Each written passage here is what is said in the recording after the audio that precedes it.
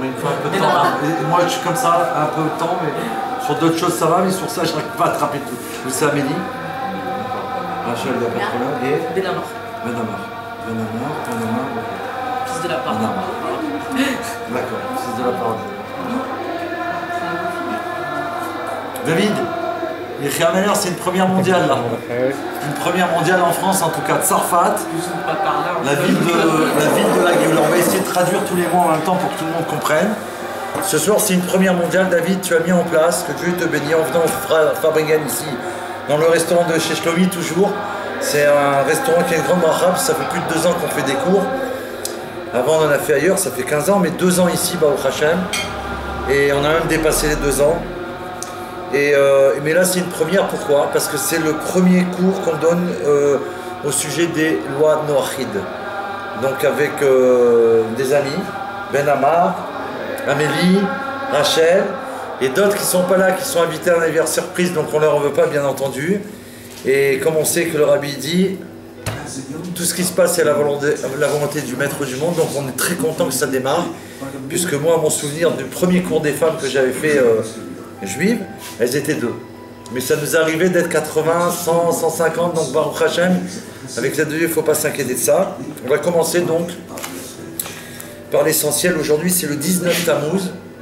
En date, on est quelle date du mois de juillet? Le 9 juillet. Alors on est le 9 juillet, 19 Tammuz. C'est intéressant parce que cette date, on l'a pas choisie. On a essayé de faire le cours comme ça et puis c'est tombé aujourd'hui. Et j'ai vu que dans le calendrier chassidique, c'est une date très importante. C'est le jour où le rabbi Yosef Yitzhak, le 6e rabbi de Chabad, il est rentré dans l'alliance d'Abraham. Donc il y a une bénédiction particulière qui va vous profiter à vous, à nous et à tous ceux qui vont écouter, suivre et avec l'aide de Dieu adhérer au message divin des 7 lois de Noé.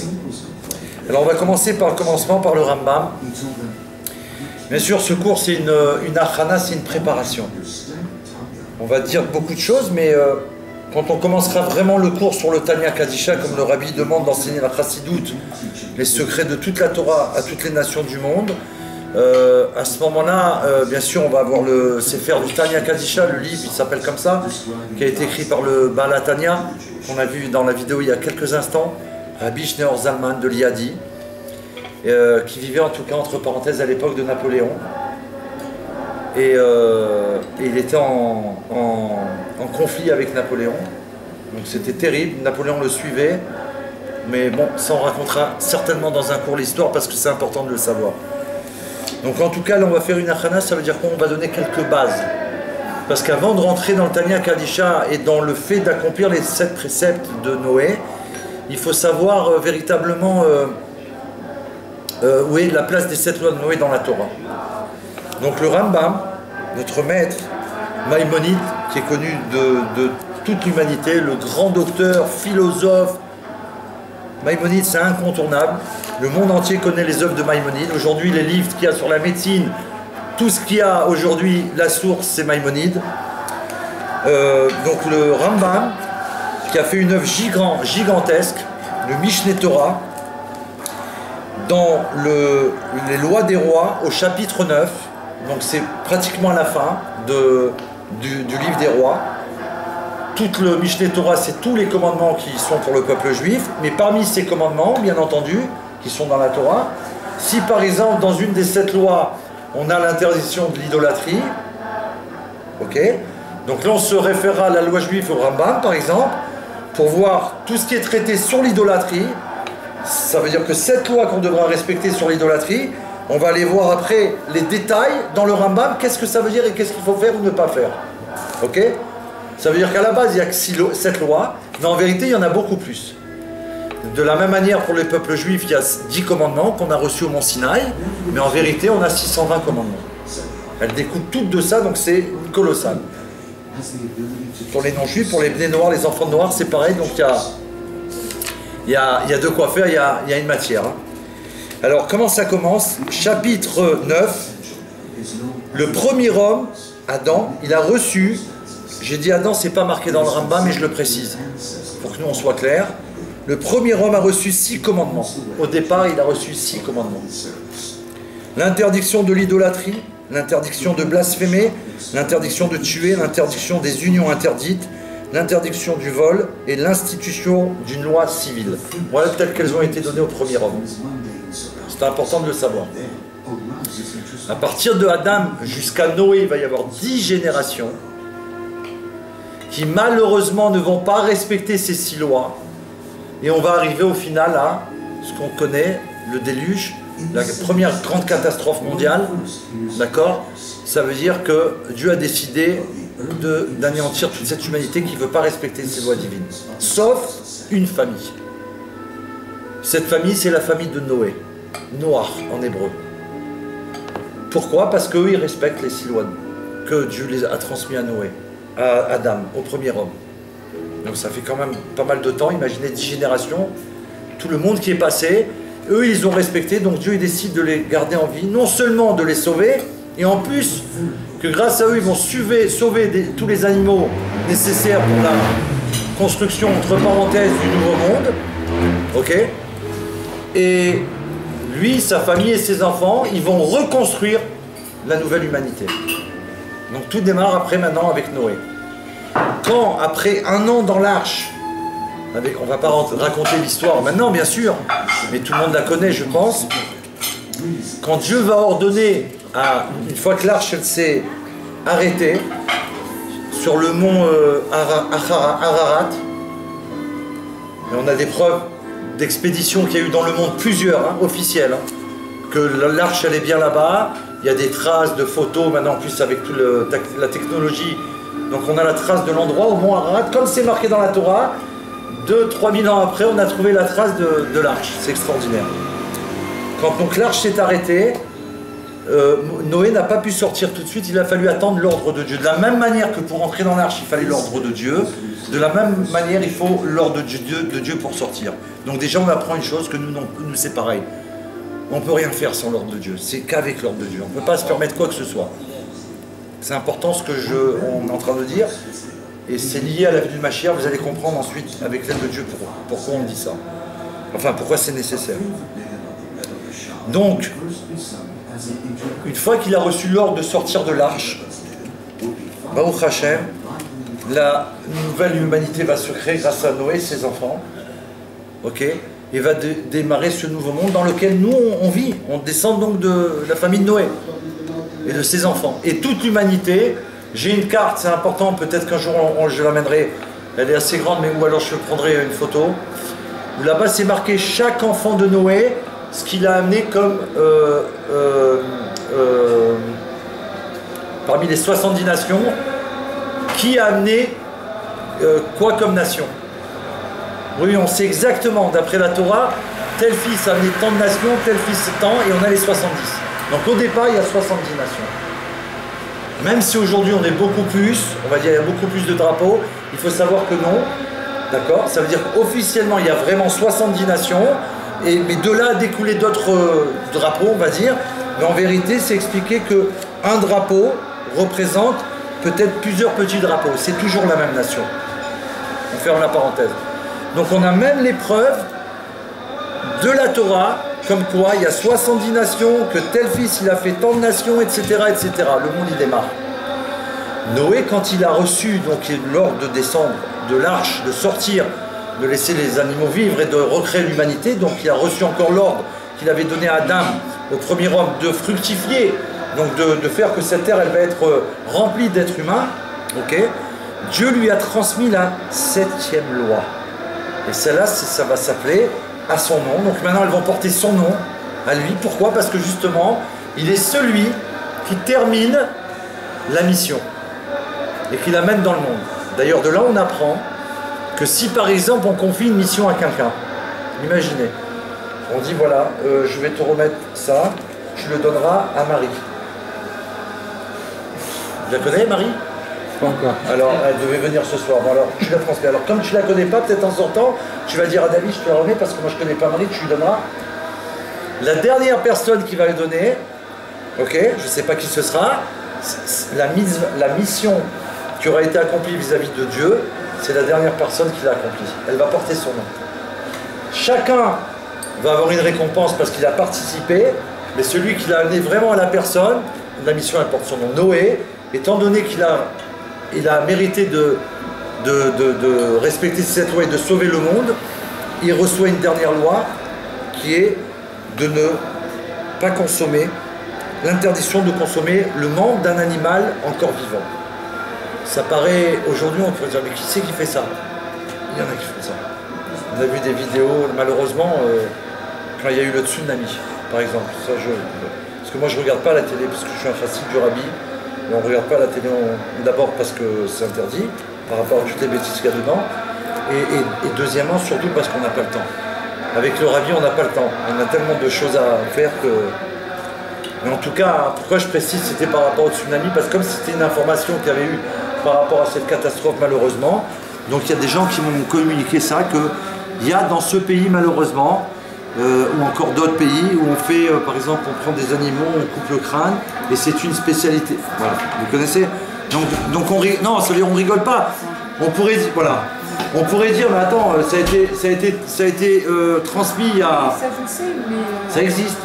Oui, dans des pays... Encore aujourd'hui, voilà. Non, ça veut dire que cette loi, qui est divine, vivant, oui. C'est-à-dire qu'il le tue vivant, et il mange le... Bon, on va pas rentrer là-dedans, il y en a qui font autre chose. Ouais.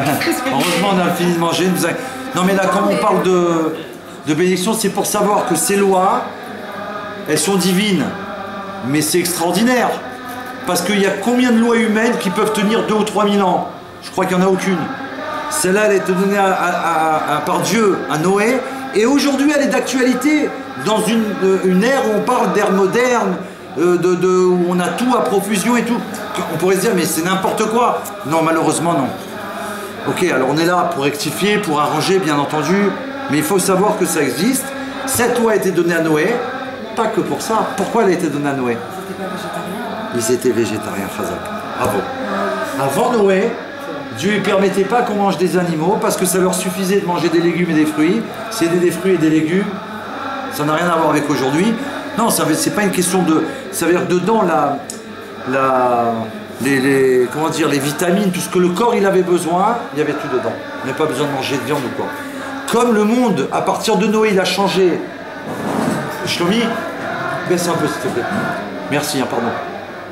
On est en live avec le rabbi. Donc c'était interdit.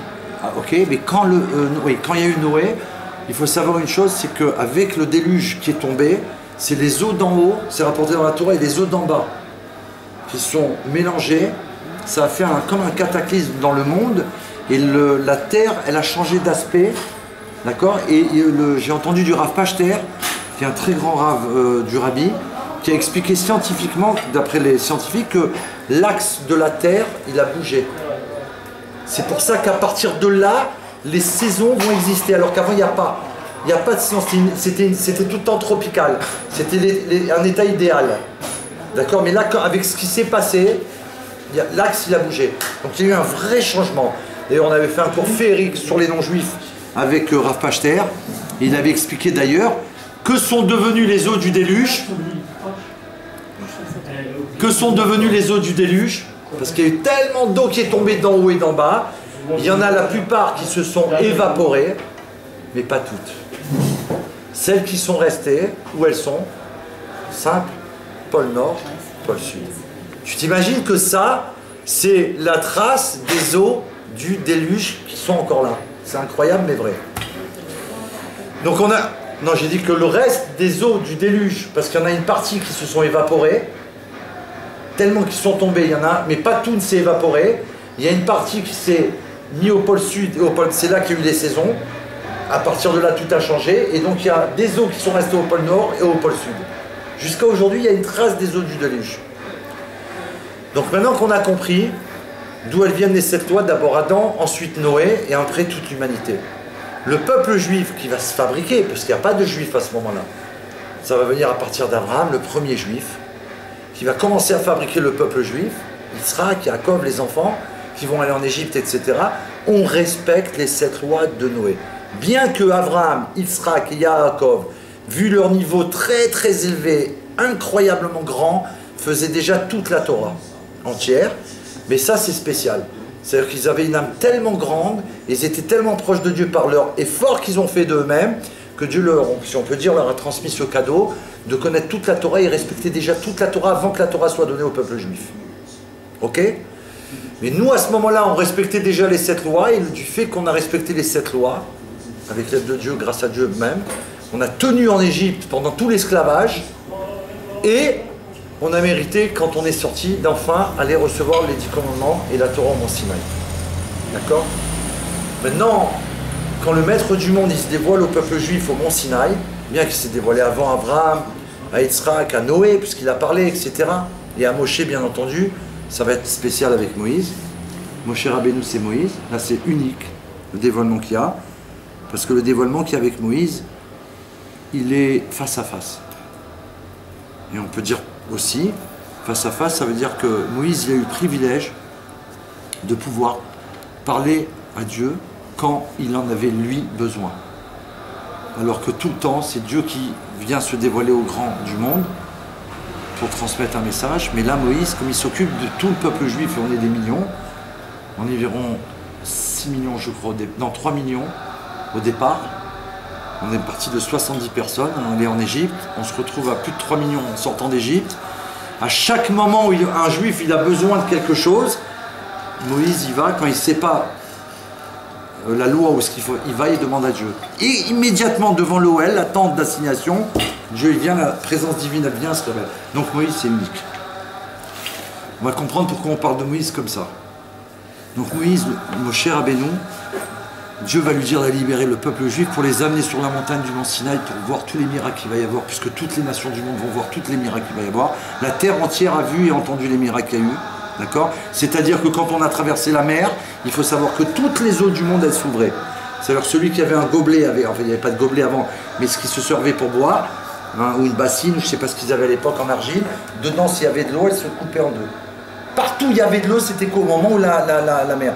Donc les miracles, ils les ont su dans le monde entier, parce que Dieu il a fait ça exprès pour que les nations du monde qui n'avaient pas à ce moment-là, à l'époque, respecté les 7 lois de Noé, elles comprennent que Dieu c'est bien Dieu, et que ce qu'il a demandé c'est pour le bien du monde, pour notre bien, nous tous. Parce que Dieu veut que notre bien. Malheureusement, c'est les hommes qui veulent le contraire du bien. Ou le pouvoir, ou l'argent, et tout ce qu'on connaît, bon, on n'a pas besoin de faire de dessin, il y en a assez dans le monde. Ok? Donc Moïse il va recevoir la Torah, mais avant de recevoir la Torah, et ça c'est un fait étonnant que j'ai étudié il n'y a pas longtemps, c'est que avant de monter sur le Arsinaï, mais au Arsinaï, pendant la préparation, le maître du monde va demander à Moshe de transmettre à l'humanité les 7 lois de Noé. Avant qu'on reçoive la Torah, c'est extraordinaire. Il reçoit l'ordre de Dieu. Donc, et c'est de là que ça vient, l'essentiel, en hébreu c'est le ikar, on dit comme ça. C'est un mot très puissant, la traduction ça ne veut pas dire la même chose. Ça veut dire que la base, le fondement des 7 lois de Noé, je le dis clair pour nos frères et tous ceux qui vont entendre ce cours avec l'aide de Dieu, en ce jour tellement grand, le fondement de tout ça c'est de savoir que l'humanité se doit de respecter les 7 lois de Noé, parce que Dieu, le maître du monde, les a transmis à Moïse et a demandé à Moïse de les transmettre par l'intermédiaire du peuple juif en tant que peuple élu. Entre parenthèses, c'est en cela qu'on est peuple élu, c'est tout. C'est pas peuple élu pour être champion du monde, c'est pas du tout ça. Rien à voir. Peuple élu parce qu'on a respecté les 7 lois de Noé, qu'on les connaît, qu'on les a vécues, d'accord, et qu'on a mérité de recevoir la Torah, que nous-mêmes on va venir enseigner quelque chose qu'on a fait. D'accord? Et donc, le fondement, c'est de les faire parce que Dieu les a ordonnés à Moïse, et qu'il a demandé de les transmettre au peuple juif, et que le travail de tout le peuple juif à travers toute l'histoire du monde, c'est de transmettre aux nations du monde ces 7 lois de Noé. Donc c'est essentiel.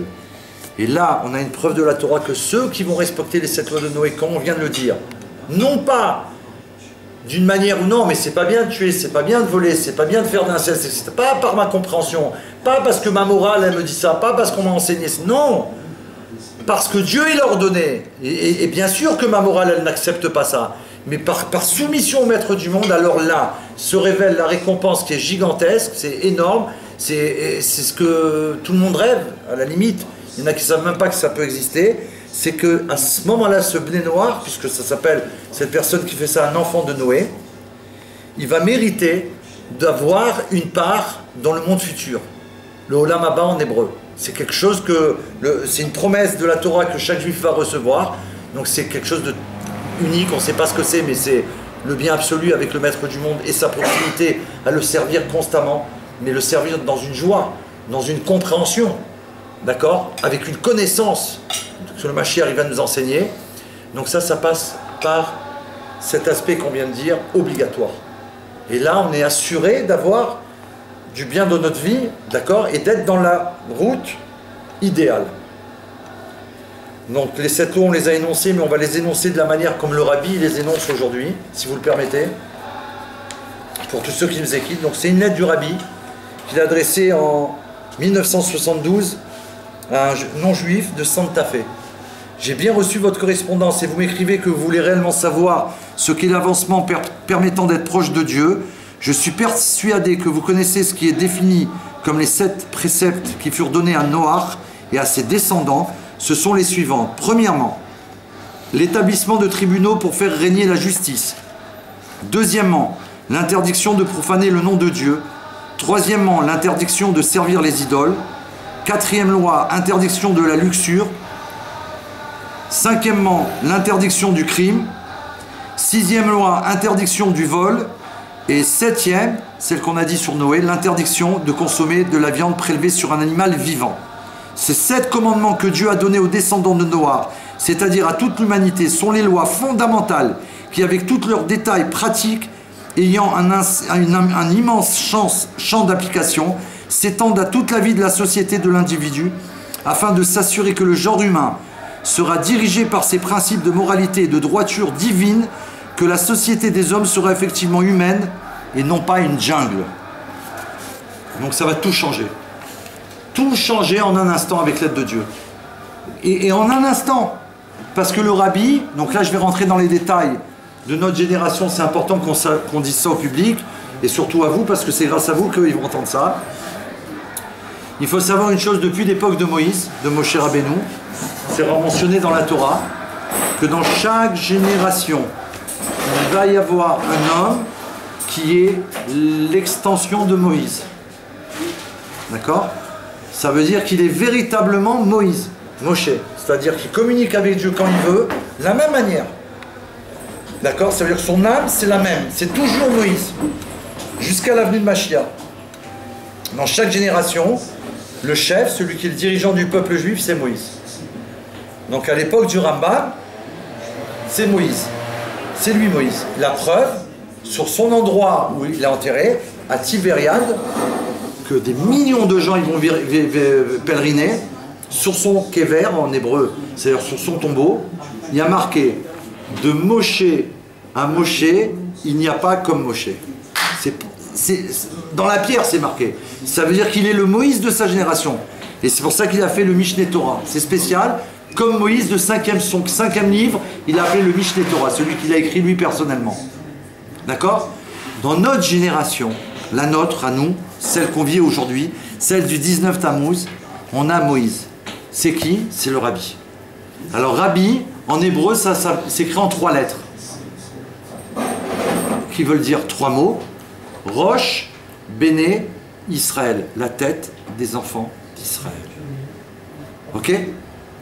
Pourquoi c'est important de savoir ça ? C'est, avec ce qu'on a dit avant, c'est évident que c'est important. Parce que si nous on doit s'attacher à Dieu, il faut que ça passe par Moïse. Pourquoi ? Parce que la Torah elle précise, Dieu il précise, que celui qui croit en Dieu, il doit croire en son serviteur Moshe. Et c'est pour ça que donc il faut un Moshe dans chaque génération. Sinon comment on pourrait faire ? On ne va pas aller chercher Moshe que le Moshe qui a eu au Har Sinaï, bien qu'il est toujours vivant, véritablement, mais nous on ne peut pas voir le même Moshe, il est dans chaque génération dans un nouveau corps. Donc on a un Moshe, avant lui c'était son beau-père, c'était tous les rabbis de Chabad, et en fait à chaque fois il y en a eu dans chaque génération. Donc Moïse, dans notre génération, chose incroyable, c'est lui qui va pour la première fois dans le monde, d'une manière gigantesque, transmettre les 7 lois de Noé au monde. Avant ça s'est fait, mais c'était... Pourquoi ? D'après vous ? Pourquoi avant ça n'a pas été fait de cette manière ? d'après vous? Pourquoi avant on n'a pas transmis les 7 lois? Il me reste 3 minutes. Ok, alors ok, c'est 3 minutes, c'est bon, ça va être juste là. Il reste 3 minutes pour la Géoula. Ben, c'est très simple. Pourquoi avant ça n'a pas été dévoilé de cette manière? Parce qu'avant on était opprimé par toutes les nations du monde. On ne pouvait pas se permettre. Imaginez, on est en Égypte et les Égyptiens qui sont nos oppresseurs. Attendez, parce que j'ai un code de loi, il faut que vous respectiez les 7 lois de Noé. C'est pas... ça peut pas aller. Le rabbi précise que maintenant, dans nos générations, que dans tous les pays du monde, pratiquement, sur toute la terre entière, presque, on permet aux Juifs de réaliser leur judaïsme. Est venu le temps de réparer ce qu'on n'a pas pu faire. On ne pouvait pas être puni pour ça puisqu'on ne pouvait pas. Mais maintenant, on doit rattraper. Et le rabbi, c'est lui qui a commencé la campagne, avec, comme je l'ai dit, en 83 avec Ronald Reagan. Et il a demandé qu'il demande à toutes les nations du monde. Voilà, c'était une première parce qu'il reste quelques secondes. Alors on va terminer par un mot de Géoula.